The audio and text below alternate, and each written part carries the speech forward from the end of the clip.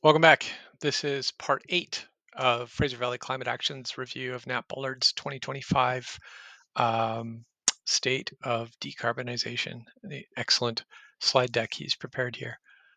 This will be quite short. We're just going to finish this off. We were talking about this slide where some newer medications are resulting in reductions in grocery spendings, if I've got this right. So that's interesting. Moving right along. Gas, not just from fossil fuels. Controlling methane emissions outside the fossil fuel complex would have a major impact. Do you remember when people were talking about cow burps and cow farts? That was a distraction because the amount of methane that is emitted is terribly insignificant compared to human caused activity like, I don't know, mining for gas and shipping LNG across the planet. It essentially was just to keep people confused and distrustful of science and cows with diapers that are catching all the methane on them. Like, it's just ridiculous stuff. The key with this stuff is to focus on the big things. So waste, this is like garbage, I guess. There are ways to reduce waste, like composting, where you don't get a whole bunch of methane out of things, but instead you get fertilizer for your farm fields. So yeah, there's a lot of ways things could go better there. Agriculture, especially like these factory farms where it's a large corporation. It's not a family farm. It's nothing like the picture on the back of the cereal box. Um, yeah, it can be extremely wasteful. And we just drove up through California and drove past some of the terrible smelling feedlots that are there. I think there's two on the right side as you come up north in the I-5, past Bakersfield and those areas. Um, like, that is like environmental devastation from what I see looking out the window of the car. I'm not a farmer, but I certainly know a whole lot of farmers who think these massive feedlot concentration of waste kind of setups are good for the factory, but not good for the animals, not good for our health, not good for our environment. So yeah, a lot of work to be done. Wetlands, like, we don't want to get rid of them. Wetlands provide us with all kinds of environmental services such as absorbing and holding water so we don't have flooding. So I'm not quite sure um, what they mean about controlling methane emissions. Like, that's interesting. I hope we keep the wetlands and don't try and get rid of them. Um, do they emit stuff? Yeah, and they have always emitted um, some methane, right? What I don't see here is the thawing of the permafrost up north, right? Like, um, am I saying the wrong word? I don't know, but the ground has all kinds of biological things in it, and it's buried, so it's anaerobic. And yeah, there's methane locked in there. Like, I don't see that on the list, but maybe there's even more things. Maybe that's under other. Um, but yeah, the first thing we want to do is we want to deal with the things we control, and waste. We quite easily control that one. Agriculture, yeah, sure. Oil, gas, and natural gas, yeah. Uh, if we stack those together, they're a pretty big number. So and that's just methane. I don't know if this is um, Schedule 1, Schedule 2. I bet it isn't Schedule 3. I bet this isn't counting the pollution that comes from burning methane, burning coal, and burning oil. It could be. But if this is just the operations, like whether they are driving EVs to the office, I don't know. I find it very difficult to imagine that that would be smaller. Uh, Geothermal wells.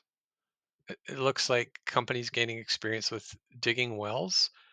You pump water or something similar down, and it takes on the temperature of the earth. You bring it back up. You run it through a heat pump. You can, cool a building or heat a building, depending on what you need to do. Both work. And looks like they're drilling quite deep, 14,000 feet. That seems excessive. Maybe this is for like a centralized geothermal plant for producing electricity. I just don't know. Dark fiber. Um, so fiber optic cable gets installed because when you dig it up, you don't want to come back and dig it up next year and the next year. You put a whole bunch of fiber down there, way more than you need. and it's not all being used. And so dark fiber is, arguably not earning money for the companies that put the fiber in. But as soon as it's needed, of course, you just hook up either end of it and you're in business. So yeah, it's a good question about whether that has environmental uh, impact implications for us or not. Um, is this trying to argue that just in the same way that it peaked, that U.S. combined cycle gas turbine additions are the same? I don't know. Um, maybe we're over capacity on gas turbines. That would be nice to see those start getting phased out. I hope I live long enough to see that. Multiple targets. Fortune 5 Global 500 companies have more than carbon targets. Will they drive behavior? They have water targets, chemical and plastic targets, forest targets, biodiversity targets. Let's hope. It's good. When people don't even have a target, that tells you something. That they set a target, whether they hit it or not, at least they're thinking about it. That can help, right? Global oil market supplies could run in excess of demand in 2025. We might have more oil than we need. Yeah, okay. So I guess what do? Drill more, reduce exploration. I mean, companies don't want to waste money, but if it's balanced or balancing out, that could be positive in that we could stop pushing oil and gas infrastructure into new unspoiled. I don't want to say wilderness because that implies like it's not being used for anything. Unspoiled biodiverse areas, right? That are providing us with all kinds of you know services, breathable air, clean water, wildlife. Peaking demand. If China's oil demand peaks, the implications for imports, consumption, and emissions are profound. Yes. Yes. Chinese oil demand is entering an era of low growth. I think that is good news. If the coal peaks and if the oil peaks and they continue to invest in the renewables like they are, putting solar farms up in the deserts and things like that, um, that would be great. Steel demand is expected to be 15% less in 2025 than 2020. That's interesting. So if they don't need the steel, are they building less? I think so. Every energy source grows its share and then loses it. So we got oil going up and coming down. We got nuclear going up and then coming down. It actually kind of looks like renewables might be what is taking away from nuclear. Interesting. Um, I I don't know if fusion's coming along, and it's always 30 years off, right? But that would be exciting too. Um, this brings us to the end. It is such an amazing, diverse collection that Nat put together.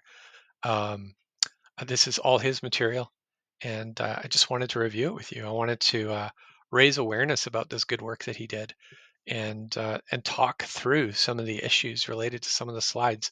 It just served as such an excellent prompt for me to talk about some of those things. Definitely went a little deeper on some like LNG than I did on others.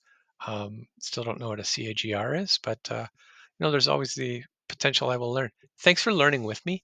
I've been learning things as I've been reading this, and one of the interesting things about climate change and decarbonization is things are happening. There's more solar than there was before. The price is lower than it was before.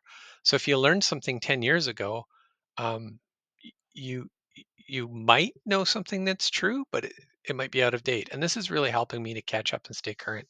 I've been following energy since 1999, more recently than not. And this is such a helpful tool, just to have somebody who's like, hey, here's a state of what's going on from the perspective of the United States and North America, with all kinds of references to other parts of the world. So, Nat, from the bottom of my heart, thank you so much for pulling this together. I've learned a lot, and I hope that anybody watching this set of videos learns a lot. You deserve all the credit for your amazing amount of work to pull this stuff together. So, all the best. If you'd like to learn more about climate change, or how to fight it, how to take action against it, you can visit our website at fvclimateaction.org. And of course, we link out to other resources from there. We also have lots of practical things that people can do in their own lives to fight climate change in various different ways. If you agree with what we're doing and you want to be a part of this, you can sign up. You can be a member. It doesn't cost anything. And when you do that, um, and we go and talk to someone, instead of saying on behalf of our 72 members, we'll say on behalf of our 73 members because you'll be number 73, and so on. So yeah, we'd love it if you like what we're doing. Um, Nobody earns a salary here. We're all volunteers. We just have some bills to pay to keep the lights on, sort of thing. But this isn't a business or anything like this. This is all volunteer work, and I hope you learned something. And if you're still here at the end and you watched all 8, like, man, you are diehard. You are very dedicated. But I better stop talking so you can go watch funny cat videos or whatever else is out there. But yeah, love to hear from you. Constructive criticism is always welcome.